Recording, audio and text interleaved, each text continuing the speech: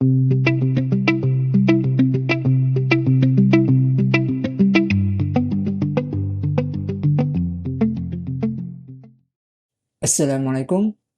Oke, kita lanjutkan ya pelajaran kita mengenai REST API.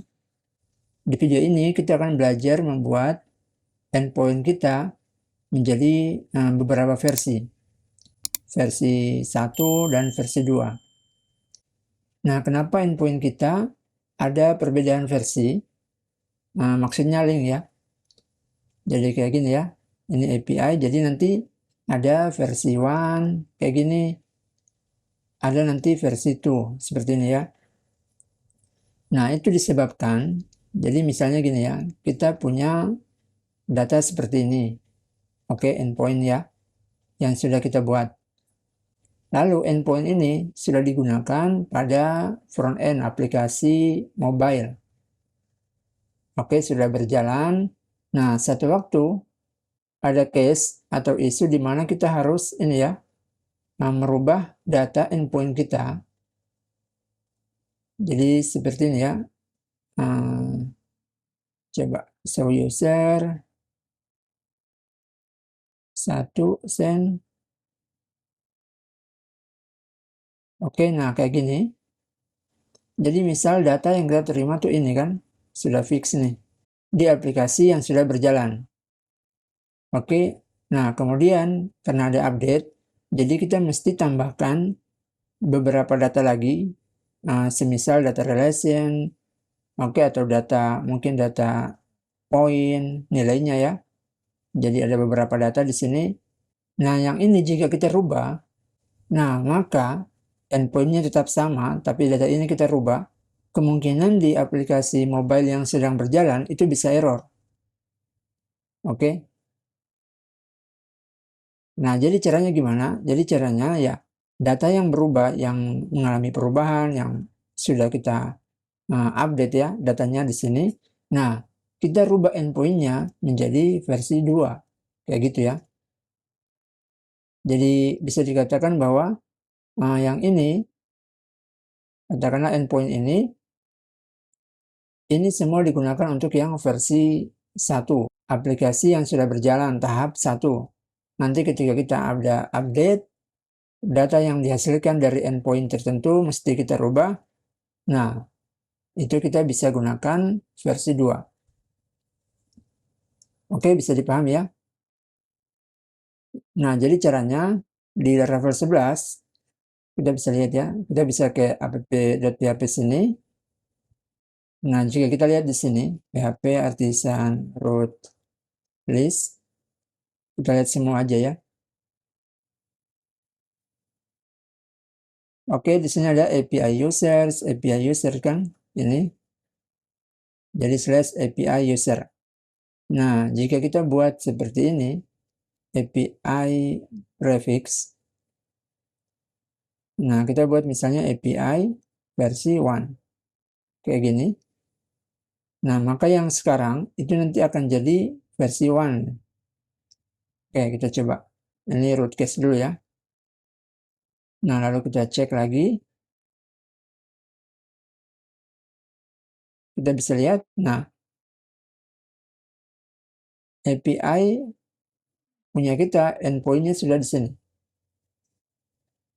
Oke, versi 1 kan. Nah, itu dari sini ya, dari file ini. Jadi semua endpoint atau link ya, yang ada di API.php ini, itu masuk di dalam versi 1. Oke. Nah, lalu kalau kita ingin tambahkan untuk yang versi 2 gimana? Jadi kita bisa buat di roots-nya kita di sini ya. Misalnya ini API versi 2. Oke. Nah, di sini kita bisa gunakan ini aja ya. Coba kita copy. Pakai ini aja ya.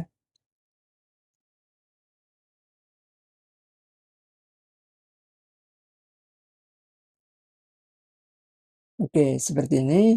Nah, kemudian di app.php sini, kita buat ini ya, kayak begini. Then, ini function.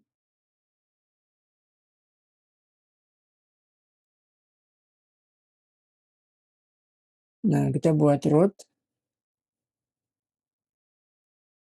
Middleware untuk API. Prefix. API versi 2. Lalu group. Base path-nya. Nah, ini file roots. API versi 2.php. Oke, seperti ini. Nah, kita coba ya. Prepare to send root case. Oke, mau kita coba root list. Apakah ada versi itu? Oke, dapat ya.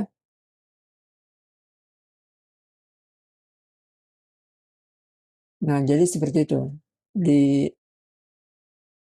file API versi 2, nah ini kita buat ini ya, khusus untuk link-link yang mengalami perubahan datanya.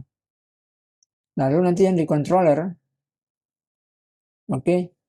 Nah, API ini, nah ini kita bisa buat aja yang ini kalau versi 1 seperti ini.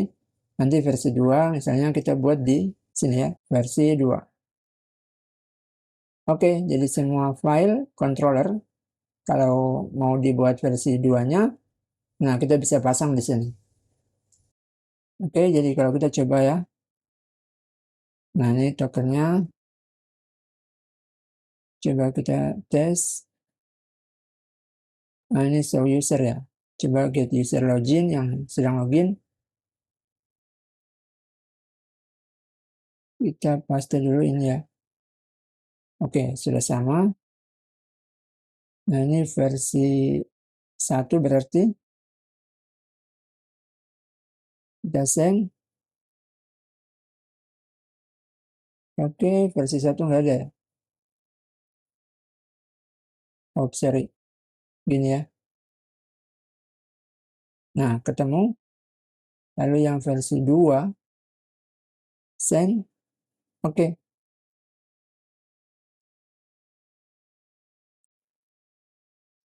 Jadi lihat kan ini status true data message user versi 2. Oke, jadi gitu ya teman-teman latihan kita mengenai pembuatan API versi 1 dan API versi 2. Jadi caranya di Laravel 11 itu seperti ini ya. Sudah berbeda jauh dengan Laravel 10. Oke, demikian latihan kita. Terima kasih, semoga bermanfaat. Lalu untuk teman-teman yang ingin mengikuti kelas belajar, nah di sini saya ada buat sebuah kelas online yang nantinya kita akan belajar mengenai Laravel 11 dan Vue 3. Jadi untuk teman-teman yang ingin menguasai Laravel 11 dan Vue 3 bisa mengikuti kursus ini. Untuk linknya silakan bisa dicek di deskripsi. Dan kita akan mulai insya Allah tanggal 24 Juni ya. Silakan infokan ke teman-teman juga yang ingin belajar Laravel 11 dan Vue 3 dengan harga kursus yang terjangkau. Oke, kita lanjutkan tutorial kita di video berikutnya ya. Salam programmer.